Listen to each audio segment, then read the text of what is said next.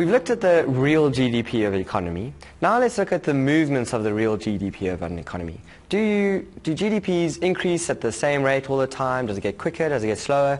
Well, that usually follows what we call a business cycle. It goes through periods of very large amounts of economic growth and then periods of contractions and small amounts of economic growth.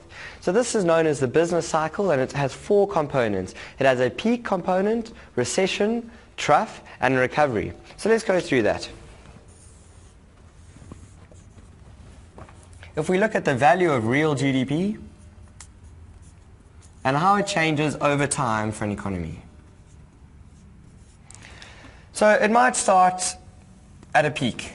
This would be your peak. At that point, there is full employment. So the excess capacity of your economy is almost fully being used. You've got full employment, as much employment as you can, maximum amount of economic activity. This will happen for a period, and then you'll go into a period of recession. Recession.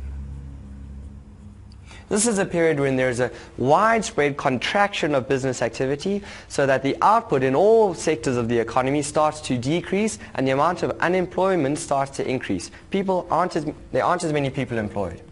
Then you reach a trough, and the trough is your minimum level of your GDP. As you're going through this recession, it starts to plane out, and you get the greatest amount of unemployment and the greatest contraction in the business activity. This is then followed by a recovery, which is hit by a peak and then a recession, trough, recovery, etc. This is known as the business cycle. The recovery is where your business activity starts to increase and your unemployment starts to decrease as more laborers are getting hired and you increase the amount of output in your economy. So you go through this definite peak, recession, trough, recovery, peak, recession, trough, recovery.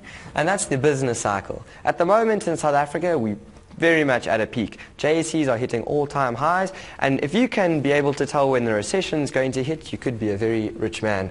As you can see through this, the economic growth stays constant throughout.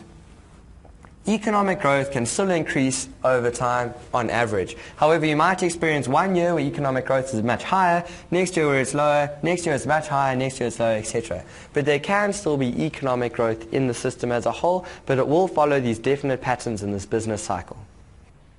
The business cycle could be caused by a variety of factors.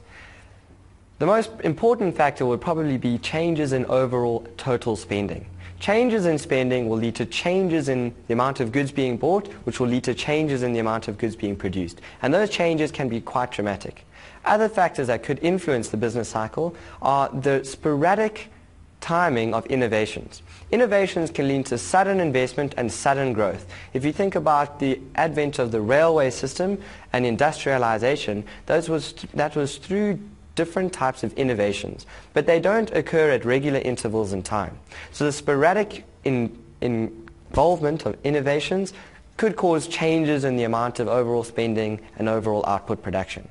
Also, there could be changes in productivity, such that labor productivity and capital productivity might decrease or increase through different stages in time, which will lead to different amounts of output in the industry. Sectors that are most hard hit by the business cycle are sectors that are involved in capital goods and consumer durables. Capital goods are very large machinery, very large pieces of equipment, which can be extremely expensive. During times of recession, firms and households won't have enough money to buy these very expensive items, such as cars or machinery or equipment. So during a recession, the capital goods and consumer durable sectors are the most hard hit. The sectors that aren't hit as badly are the semi-durable type of industries. Those industries which people will need no matter what the circumstance, such as clothing, food, etc. Those industries can ride those storms a lot better, whereas capital goods and durable industries will be most hard hit by the business cycle.